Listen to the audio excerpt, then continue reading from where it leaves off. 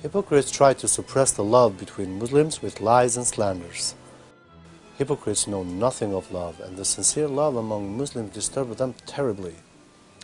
They may attain many material blessings with their insidious games and crooked methods, but because of the evilness in their souls and their ignominious character, they know very well that they can never be able to live true love.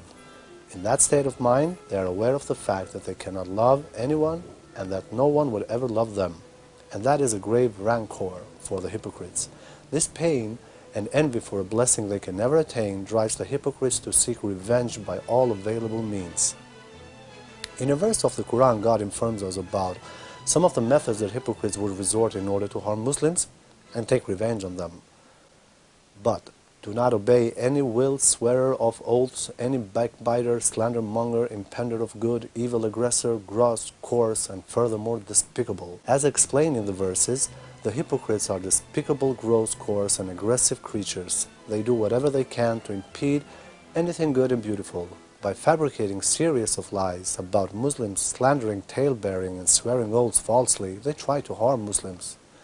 With these despicable methods, they imagine that they can drive a wedge between Muslims, that they can set them at odds with each other, and thus can wipe out the love among them.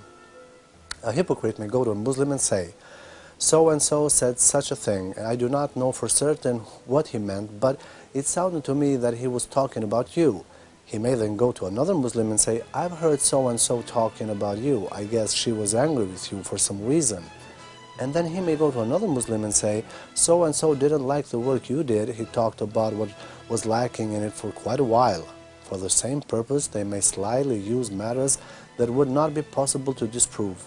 For instance, they may say, "I saw so-and-so, he was looking daggers at you," or say, "You weren't looking that way, so you didn't notice, but so-and-so was looking down on your clothes." Such words of the hypocrites are completely based on lies. Furthermore, all these are, in fact, mundane and trivial matters about daily life. They are not topics Muslims would dwell on, exaggerate, devote their time, talk about, or make lengthy comments on. But even with these mundane, ordinary topics, the hypocrites want to cause dismissions and disunity among Muslims, cause resentment in their hearts, and harm their respect, love, and trust for one another. As it is explained in the verse, the hypocrites play insidious games by backbiting and slandering, by tale-bearing among Muslims about one another, by lying, by making additions and extractions to the topics discussed, and by twisting the meaning of something simple using exaggerated words. However, the hypocrites sometimes carry out their disgusting behaviors openly by getting aggressive, shouting in an angry, snobbish, and impairment attitude. They start talking about how a certain Muslim is allegedly ill-humored, malevolent, and shady. Obviously, all their accusations are nothing but slanders. That is why Muslims do not pay attention to any of their claims. But the rage, anger, and jealousy they harbor inside do not cool down in any way, and they accuse Muslims of insincerity on account of their not believing their words. They accuse Muslims of being unjust, believing the words of another party, and unfairly protecting others. There is no end to their lies and their disgusting behaviors.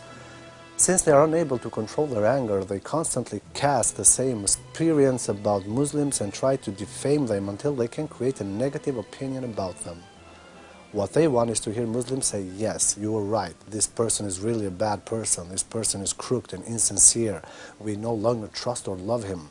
The hypocrites would only feel relieved if they could see that they succeeded to wear down that love among Muslims. In the Quran, God tells us that hypocrites are also impeders of good. They would want to impede anything good and auspicious that Muslims would relish. That would be a blessing for them. That would make them happy and bring them peace.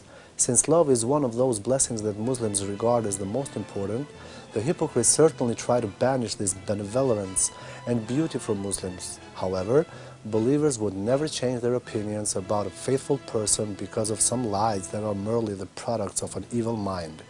On the contrary, because of the ignominious attitude they have adopted towards that faithful person and the perfidious lies they have invented, Muslims' love and compassion towards that particular person would increase even further.